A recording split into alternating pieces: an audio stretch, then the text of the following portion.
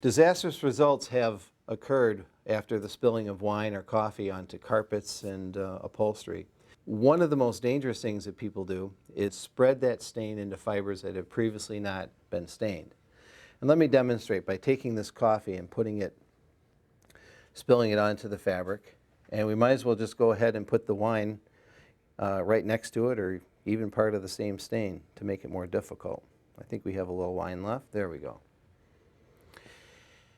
When you get a stain like this, the most important thing that we can do is get to it quickly.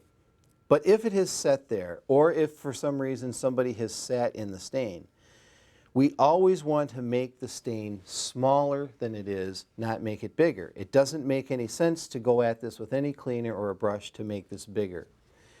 Because both of these stains are very staining, and by that I mean in the coffee there is a product called tannin, and in the wine there are dyes that come from the natural process of the grapes. And they're so staining to textiles, they're very difficult to remove. What you want to do is take the Crypton purple stain remover, which works at the tannin and also works on the red dye from the grapes. And at this point, we're not trying to remove any excess. We want to add some liquid to the spill, and we want to take a clean, dry cloth and try and blot. You notice what's happening, the wicking action of the stain going into the cotton. It's finding a new home.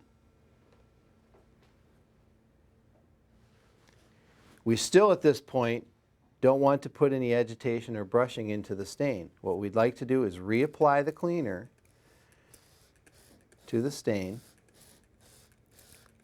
and reintroduce the blotting towel to remove that stain.